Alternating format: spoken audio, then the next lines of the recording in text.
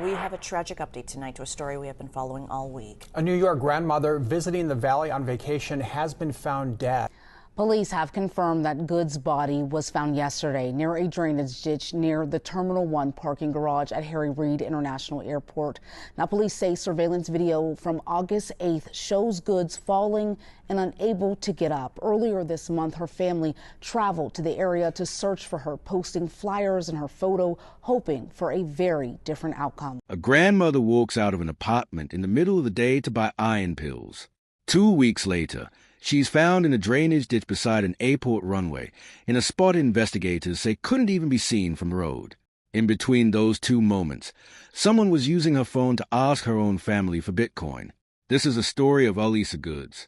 And before we go further, if you're new here, hit subscribe and turn on notifications, because Mystora Crimes brings you cases like this one every week, where we take you deep into the world where secrets, justice, and humanity collide. Let's get into it. Alisa Goods was 63 years old. Friends and family called her Lisa. She was a grandmother of 5, originally from Newark, New Jersey, and living in New York City. By every account from the people who knew her, she was a woman who stayed in constant contact with her family. Her daughter, Kristen, would later describe her as someone who simply did not drop off the radar, especially not for days at a time. In early August of 2026, Alisa traveled to Las Vegas. This wasn't a new destination for her. She was going to visit Roger John, a friend she'd known for about 20 years, and she'd made this trip to see him many times before.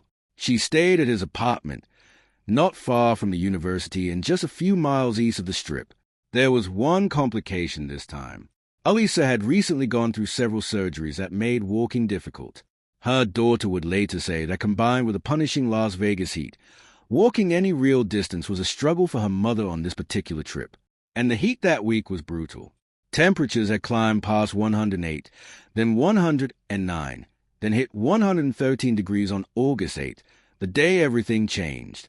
That afternoon, Alisa told Roger she was heading out. According to John, she left his apartment to catch a bus to a nearby CVS to pick up medication, specifically iron pills. He said his last memory of her was watching her go down the stairs. He told her, "Okay, see you later." She never came back. At first, John wasn't alarmed. He said Alisa had a habit of taking her time while out shopping, so hours passing wasn't unusual. But as the day wore into evening, and his calls and texts went unanswered, that ordinary worry turned into something else. He reached out to her family that same night. 2 days later, on August 10th, he filed an official missing persons report with the Las Vegas Metropolitan Police Department. And that's when this case stopped being a simple story about someone running late and became something the whole family couldn't explain. Here's where the story takes its first strange turn, and it's a detail that made this case impossible to ignore. Just 2 days after Alisa was reported missing, her family started receiving text messages from her phone. At first, the messages asked for help, then for gas money. Then they escalated to demands for Bitcoin. Her niece, Alana Calloway, said she knew instantly something was wrong. "It's not her," she recalled thinking. She described the moment she read those messages as losing her breath entirely. Put yourself in that family's position for a second. Your mother, your aunt, is missing in a city she doesn't live in. And then her phone starts talking to you, asking for cryptocurrency. Is she alive and in danger, being forced to send these messages? Is someone else holding her phone? Nobody in the family knew. And for nearly 2 weeks, that uncertainty was the only thing they had to work with. Kristen Goods flew from New Jersey to Las Vegas to search for her mother herself. She has described going to hospitals, going to morgues, coming up with nothing at every turn. The family also said they contacted local jails and the coroner's office directly, hoping for any lead. Nothing. Meanwhile, back home, they were also trying to build a public case. Missing person flyers went up around the city. Local outlets like Fox 5 Vegas and KTNV picked up the story. Some coverage noted that national attention was slow to arrive, a gap that advocacy groups like the Black and Missing Foundation have pointed to as a recurring pattern in how missing cases involving black women get covered. Attention also briefly turned toward Roger John himself, the friend Alisa had been staying with. It's a natural instinct in any disappearance to look closely at whoever saw the person last. But the family was clear on this point. Kristen said directly that John was not a suspect, that he'd been cleared by police, and that his account of what happened had, in her words, been digitally found to be truthful. Police apparently agreed. There was nothing in his story that led investigators toward him. So if John wasn't involved, and the texts weren't really coming from Alisa, then the question the family kept circling back to was the simplest and most agonizing one. Where was she? The answer came on August 20th, and it came from an unexpected direction entirely. Just before 2 a.m. that Thursday, Las Vegas police received a call about a body in a drainage ditch. The location was near Wayne Newton Boulevard and the Terminal 1 parking garage, right at Harry Reid International Airport. Officers responded and found a woman.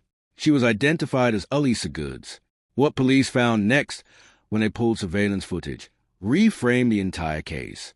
Video from the airport, dated August 8th, the very day Alisa disappeared, appeared to show a woman believed to be her in that area that afternoon. The footage showed her falling down an embankment, getting back up, and then collapsing. Police stated plainly there was no further movement observed after that. They also noted something equally important. Her location could not be seen from the street. Think about what that means. If this footage is accurate, Alisa may have been lying in that spot, unseen, for close to 2 weeks, while her family flew across the country searching hospitals and morgues just miles away. As for the Bitcoin messages, police said they believe those came from someone who found or accessed her phone after she went missing, using spoofing technology to make it look like the messages were coming from her. Investigators have described these individuals as bad actors and said they don't believe they were connected to her disappearance. But it's worth being honest here. Police haven't fully explained how those people got hold of her phone in the first place, or whether it was near her the entire time. That detail remains murky. So where does that leave us? Here's what's actually confirmed. Alisa Goods left her friend's apartment on August 8th to go to a pharmacy. Surveillance footage shows a woman believed to be falling near the airport that same afternoon and never getting back up. Her body was found in that same area 12 days later. Someone used her phone in the meantime to solicit money in cryptocurrency from a grieving family, and police believe those people were unrelated opportunists, not connected to what happened to her. Here's what is still genuinely unknown. Why was Alisa Goods anywhere near the airport that day? Her last confirmed stop was a CVS pharmacy, nowhere near that location. Police have not explained the gap between that pharmacy visit and the footage near the terminal. They also haven't released a cause or manner of death. As of the most recent reporting, no autopsy results have been shared with the family or the public. That means we genuinely do not know whether her death resulted from injuries related to the fall itself, a medical emergency that may have caused a fall, the extreme heat that week, or some other factor entirely. Police have said they haven't found evidence of foul play, but an official determination from the Clark County Coroner's Office had not been released. Her family has said only that they are grieving, that they are thankful for the public's help, and that they are asking for privacy as they wait, like the rest of us, for real answers.